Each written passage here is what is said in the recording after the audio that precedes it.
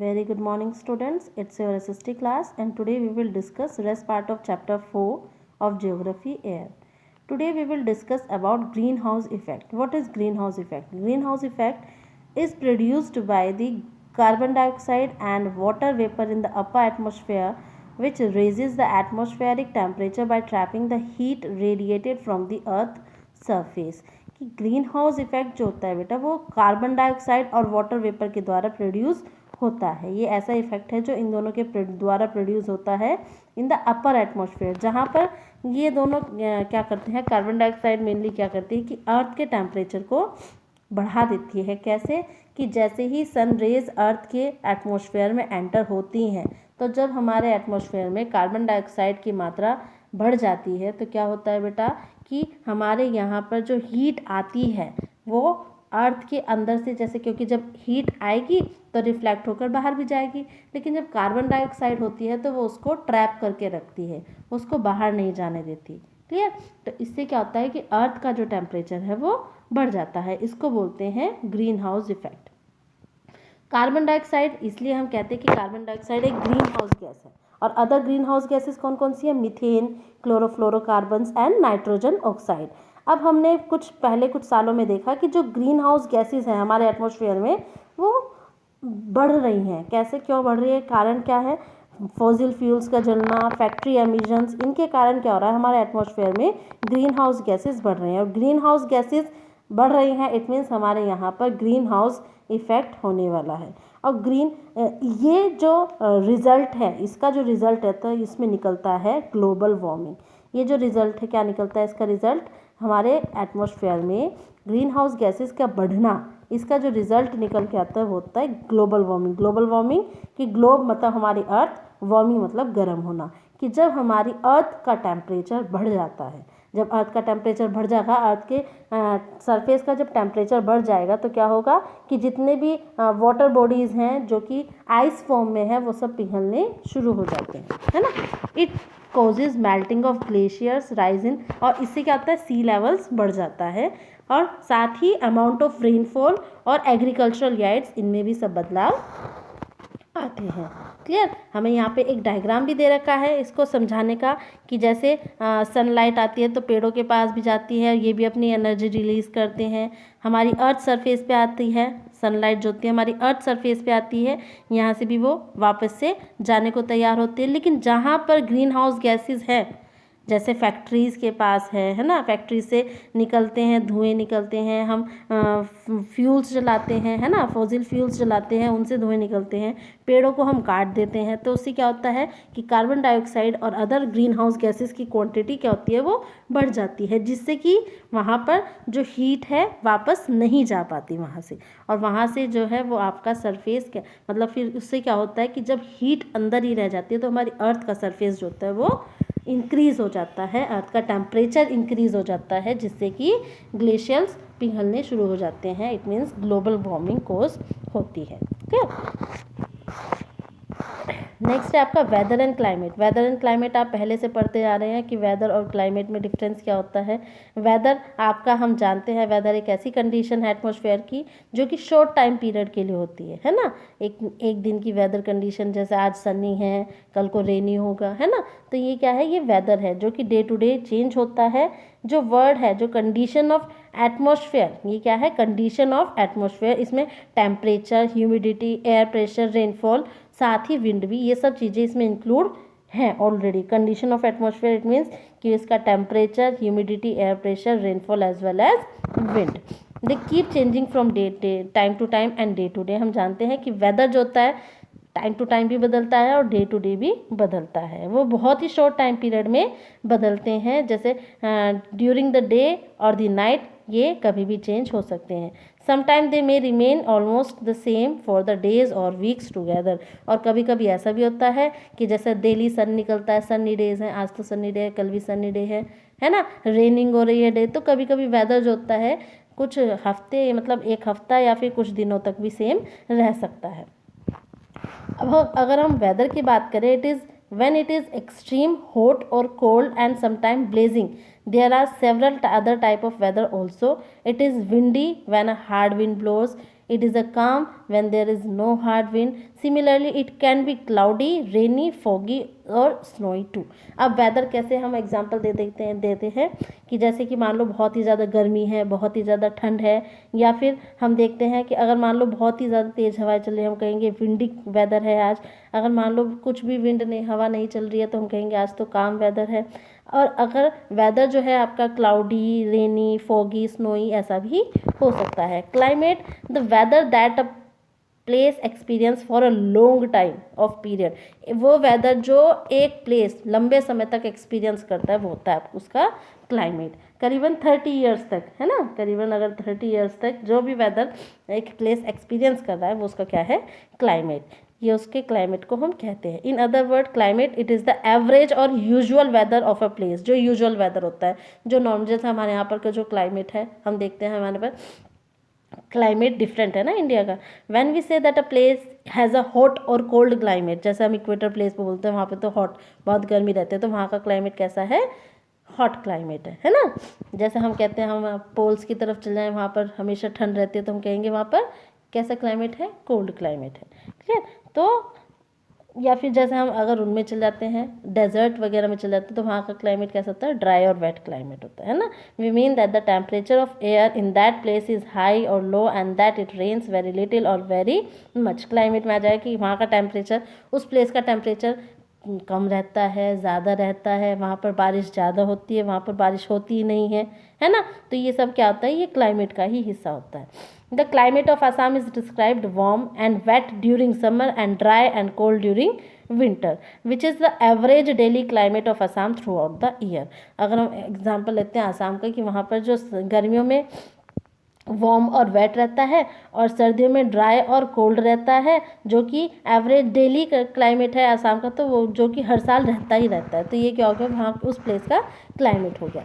अब weather forecasting, इसमें fact file दे रखा है। वेदर फोरकास्टिंग क्या होता है, it is the prediction of weather condition. Weather forecasting का मतलब कि वेदर कंडीशन को प्रिडिक्ट करना। प्रिडिक्ट मतलब पहले से बताना, है ना, प्रिडिक्ट मतलब पहले से बताना। तो वेदर फोरकास्ट जो होता है वो किस बेस पर किया जाता है, इसके लिए अलग अलग जो वेदर कलेक्ट करने के लिए होते हैं, वो अलग अलग डिफरेंट वेदर स्टेशंस को सैटेलाइट की इमेजेस से कलेक्ट करते हैं और उससे बताते हैं कि कैसा वेदर, क्या कंडीशन आने वाली है। जैसे हमें पता चल जाता है अब बारिश होगी, कल बारिश होगी, है ना। तो ये क्या होता है, ये वेदर फोरकास्टिंग होता है। अब वेदर और एलिमेंट, क्लाइमेट के कुछ एलिमेंट्स होते हैं जो कि डिसाइड करते हैं कि वेदर और क्लाइमेट, मतलब डिसाइड करने के लिए जो भी इसमें होते हैं वो आपके क्या होते हैं, वेदर और एलिमेंट, क्लाइमेट के एलिमेंट। तो क्लाइमेट और वेदर के एलिमेंट्स क्या हैं, temperature, pressure, wind, humidity, precipitation, sunshine and cloud cover. तो फर्स्ट हम जानते हैं टेम्परेचर, जो कि बहुत इम्पोर्टेंट है एटमॉस्फेयर का एलिमेंट। किसका, क्लाइमेट और वेदर का एलिमेंट सबसे ज़्यादा इंपॉर्टेंट है temperature. Temperature of atmosphere, it refers to the degree of hotness और कोल्डनेस ऑफ एयर, कि कहाँ पर, मतलब एयर में एक टेम्परेचर क्या बताता है कि कहाँ पर ज़्यादा ठंडा है या गर्म है, एयर कैसी है, ठंडी है या गर्म है। अब जैसे हम जानते हैं the sun is the main source of heat and light on earth. The heat energy radiated from sun is known as solar radiation. The earth is very small as compare to sun and is 150 million kilometre away from it. हम जानते हैं अर्थ जो है वो सन के जितनी बड़ी नहीं है, छोटी है और करीबन 150 मिलियन किलोमीटर दूर है अर्थ से। इसलिए अर्थ को ज़्यादा वो ज़्यादा रेडिएशंस नहीं, क्योंकि अगर अर्थ ज़्यादा रेडिएशन लेगी तो सन तो बहुत ज़्यादा गर्म है ना, तो उससे नुकसान हो सकता है। Therefore it receives only 1 in 2 billion part of the total radiation of the sun. The amount of solar energy received by the earth is called insolation. अब हमने बात की है जैसे कि जो हम जानते हैं कि जो हीट निकलती है सन से, that is known as solar radiation. और अर्थ इतनी बड़ी नहीं है जितना बड़ा सन, इसलिए अर्थ, सन से मिलने वाली हीट भी क्या है, अर्थ को कम ही मिलती है ना। तो जो अमाउंट हमें सोलर एनर्जी का मिलता है, अर्थ को जो अमाउंट, जितना अमाउंट अर्थ सोलर एनर्जी का रिसीव करती है उसको बोलते हैं insolation. Clear. Out of every 100 units of solar radiation that strike the outer surface of the atmosphere, only 51 units are able to reach the earth surface. The rest is lost through scattering by gas molecules, reflecting by the clouds and absorption by the water vapor while passing through the atmosphere. अगर हम बात करें 100 units of solar radiation, मान लो solar radiation 100 units आ रही है, clear, तो हम तक सिर्फ 51 यूनिट्स ही पहुंच पाएंगी। क्यों? क्योंकि जैसे जैसे अब यह है ना कि हमारे जो एटमॉस्फेयर है उसमें अलग अलग लेयर्स हैं, तो जैसे जैसे अलग अलग लेयर से हमारी वो सोलर रेडिएशंस पास आउट होंगी, तो कुछ क्या होंगी, कुछ तो स्कैटरिंग में कि गैस मॉलिक्यूल्स हैं उनका स्कैटर में कुछ लॉस्ट हो जाती हैं, कुछ क्लाउड के द्वारा रिफ्लेक्ट हो जाती हैं, और कुछ वाटर वेपर के द्वारा एब्जॉर्ब कर ली जाती हैं। क्लियर? और जैसे ही वो हमारे यहाँ पर मतलब एक तरीके से हमें क्लियर हो करके वो हमें मिलती है, डायरेक्ट तो हम नहीं ले सकते ना। The amount of insolation reaching the earth surface depends on the inclination of the sun rays. और कितनी अमाउंट हमारे यहाँ पर सन रेज की आएगी वो हमने प्रीवियस चैप्टर में ही पढ़ा है, प्रीवियस क्लासेस में ही पढ़ा है। वो डिपेंड करता है कि अर्थ का इंक्लिनेशन कैसा है, अर्थ सन की तरफ किस तरीके से झुकी हुई है, इस तरीके से मतलब तो उसी टाइप के कि हमारे पास सन की रेज उतनी ही अमाउंट में आएंगी, है ना। The inclination the rays sun rays and the duration of the day light, और साथ ही डे लाइट का ड्यूरेशन क्या है, it varies changing from one place to another with the time of year. हम जानते हैं इस ये जो होती है बेटा, ये अलग अलग प्लेस पर अलग अलग अमाउंट में और अलग अलग टाइम पे होती है। हमने प्रीवियस क्लास में पढ़ा था कि सन का अर्थ का इंक्लिनेशन और सन रेज कैसे पड़ती हैं। जैसे हम जानते हैं फ्रिजिड जोन, अगर मान लो सन जो है वो साउदर्न हेमिस्फेयर की तरफ है, तो फ्रिजिड जोन तक तो हमारी सनरेज जा ही नहीं पाएंगी, है ना, वहाँ पर डे लाइट ही नहीं होगी, वहाँ पर तो नाइट रहेगी। और अगर मान लो नॉर्दर्न हेमिस्फेयर की तरफ है तो हमारी साउथ पोल की तरफ नहीं जा पाएगी, है ना। तो ये क्या है, ये सन किस पे डिपेंड करता है, ये डिपेंड करता है हमारे अर्थ के इंक्लिनेशन पे कि हमारे यहाँ पर कितनी अमाउंट सनरेज की आएगी, वो डिपेंड करेगा अर्थ के इंक्लिनेशन पे। फैक्ट फाइल हम देखते हैं। हीट जोन्स तो हमने पहले ही पढ़े हैं, हम हीट जोन के सब के बारे में जानते हैं। सबसे मिडल में टॉरिड जोन है ना, इक्वेटर के पास, और आपका फिर ऊपर है नॉर्थ टेम्परेट जोन, नीचे है साउथ टेम्परेट जोन, ऊपर है फ्रिजिड जोन और नीचे भी फ्रिजिड जोन, है ना। तो ये क्या है आपके हीट जोन्स जो है, तो हम प्रीवियस क्लास में पढ़ चुके हैं। The standard unit of measuring temperature is degree Celsius. हम जानते हैं जो स्टैंडर्ड यूनिट होती है टेम्परेचर को मेजर करने की वो सेल्सियस होती है, और ये किसने इन्वेंट की है, it was invented by Anders Celsius.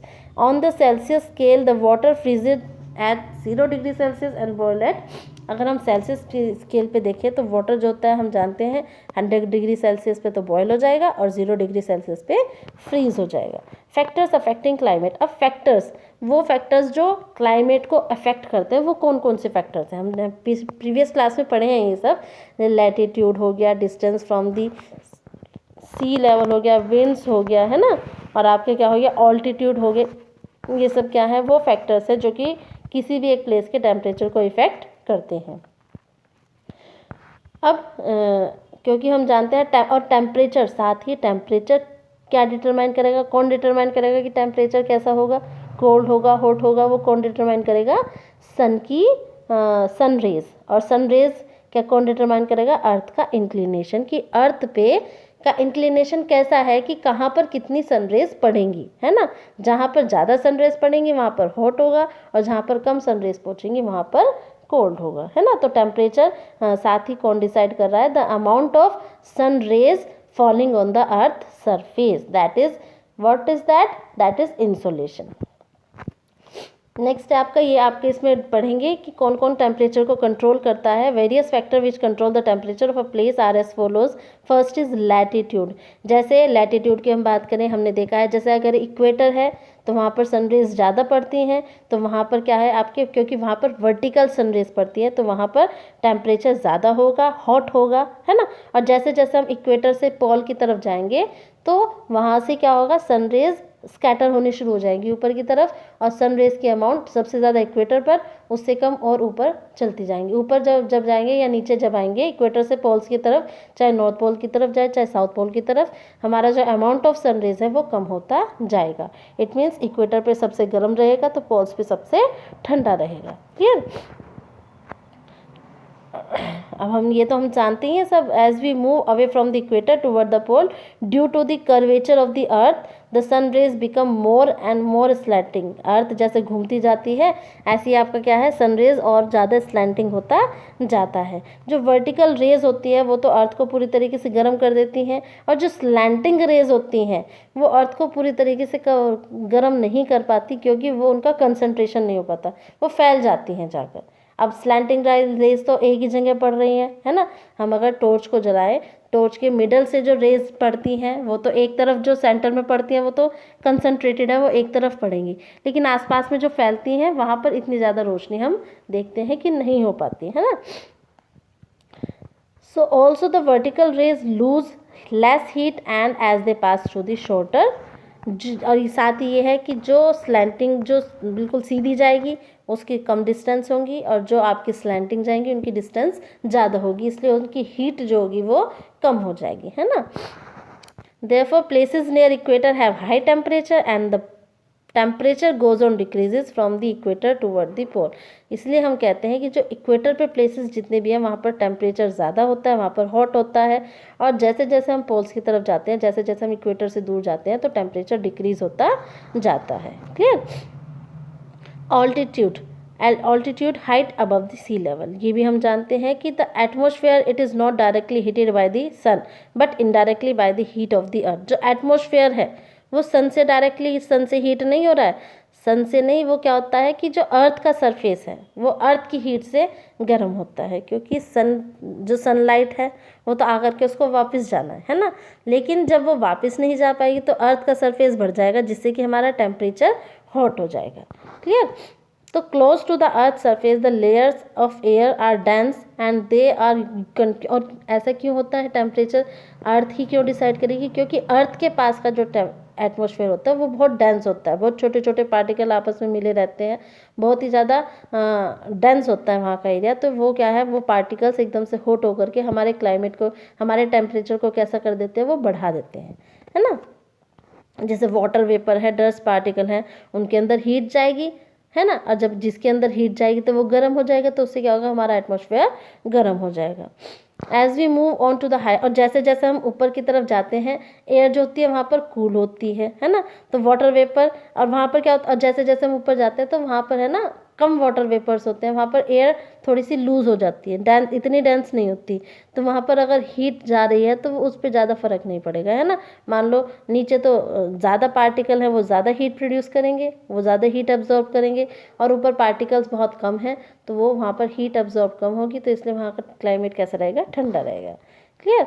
तो जैसे जैसे हम ऊपर जाते हैं, ऑल्टीट्यूड जैसे जैसे हमारी ऑल्टीट्यूड बढ़ती है, टेम्परेचर जो होता है डिक्रीज होता जाता है, इसीलिए कहते हैं कि हिल स्टेशन जो है प्लेन लैंड से ज़्यादा कोल्ड होते हैं। डिस्टेंस फ्रॉम द सी, जैसे दूर जाते हैं हम, जितना ज़्यादा दूर जाते हैं सी से उतना ही ज़्यादा हम वार्म रहते हैं, है ना। Land gets heated up and cools down faster than the sea, क्योंकि हम जानते हैं लैंड जो है जितनी जल्दी गर्म होती है उतनी जल्दी कूल हो जाती है, अगर हम सी से कंपेयर करें। पानी जितनी देर में गर्म होगा उतनी ही देर में ठंडा होगा, है ना। During the day the land is warmer then the sea, हम दिन में देखेंगे कि जो लैंड होगी वो सी से ज़्यादा वार्मर होगी, तो जो हॉट एयर होगी over the land becomes lighter, क्योंकि लैंड गर्म है तो उसके ऊपर की एयर भी कैसी होगी, गर्म होगी। और गर्म एयर हमेशा क्या मानना है बेटा, जो गर्म एयर होती है, जो हॉट एयर होती है वो हल्की होती है ना, और जो कोल्ड एयर होती है वो हैवी होती है। तो जब लैंड आपकी गर्म है उसके ऊपर की जो एयर है वो भी गर्म होगी, इसलिए वो क्या होगी, वो हल्की होने के कारण ऊपर की तरफ चली जाएगी, और जब ऊपर की तरफ चली जाएगी और साथ ही वहाँ पर क्या होगा, अब क्योंकि एयर तो होनी चाहिए, एयर तो हमेशा होती है, वार्म एयर तो हल्की है तो ऊपर उड़ जाएगी। अब वहाँ से क्या होगा, जो सी में जो सी के ऊपर एयर है वो कैसी है, कोल्ड एयर, तो वो क्या करेगी, अब क्या ना, वह है ना कि हर चीज़ अपना प्लेस अपने आप ले लेगी, तो सी के ऊपर की जो लेयर है वो लैंड के ऊपर आ जाएगी, है ना। तो जब ठंडी एयर लैंड के ऊपर आएगी तो क्या होगा, then it is known as sea breeze, इसको बोलते हैं सी ब्रीज, है ना, कि जब हॉट एयर लैंड के ऊपर की हॉट एयर ऊपर चली जाती है हल्की होने के कारण, और कूल एयर सी से कूल एयर आकर के लैंड के ऊपर आ जाती है, दैट इज सी ब्रीज, है ना। At night sea is warmer then the land. अब अगर रात की बात करें, सी वार्मर है तो फिर वही है कि वार्म एयर क्या होगी, हल्की होने के कारण ऊपर चल जाएगी और वहाँ पर कौन सी कैसी एयर आ जाएगी, कूल एयर आ जाएगी, उसको बोलते हैं लैंड ब्रीज। तो सी ब्रीज क्या हुआ कि जब सी से हवाएं लैंड के ऊपर जाती हैं, दैट इज सी ब्रीज, और लैंड से जब हवाएं सी के ऊपर जाती है, कूल हवाएं सी के ऊपर जाते हैं, that is land breeze. So land and sea breezes have moderating influence on the temperature of coastal area. इसीलिए जो सी के आसपास का एरिया है वहाँ पे मॉडरेट क्लाइमेट होता है। वो ऐसे अपने आप में वो कर लेते हैं कि वो जब गर्मी होती है तो सी की एयर, कूल एयर लैंड के ऊपर आ जाती है ना, तो सी ब्रीज हो जाता है, और जब रात होती है, जब ठंडी होती है, तो वहाँ की जो कूल एयर है वो सी के ऊपर आ जाती है, तो फिर वहाँ पे दोबारा से गर्मी आ जाती है। तो इस तरीके से मॉडरेट करके ये कोस्टल एरिया का टेम्परेचर है, इसी वजह से मॉडरेट होता है। They have maritime and oceanic climate, places situated far. और जैसे ही प्लेसेस मतलब जो एरिया सी के पास होगा उसका क्लाइमेट कैसा होगा, मॉडरेट होगा, है ना, लैंड ब्रीज और सी ब्रीज चलती रहेंगी। लेकिन जो प्लेस सी से दूर है वहाँ का टेम्परेचर कैसा होगा, एक्सट्रीम। वहाँ पे या तो बहुत ही ज़्यादा गर्मी होगी या फिर बहुत ज़्यादा ठंड होगी। Winds blowing from warmer areas raises the temperature of the places over which they blow, while winds blowing from the cooler area have lower the temperature। अब विंड भी एक बहुत इंपॉर्टेंट रोल प्ले करती है टेम्परेचर में। अगर ठंडी हवाएं जा रही हैं, है ना, तो उस एरिया को जहाँ पर भी जाएंगी वो उस एरिया को कैसा करेगी, ठंडा कर देंगी, कूल्स डाउन कर देंगी। और अगर गर्म हवाएं आ रही है तो वहाँ के एरिया को क्या कर देगी, वहाँ के टेम्परेचर को राइज कर देगी, बढ़ा देगी। क्लियर। नेक्स्ट है आपका ओशनिक करंट।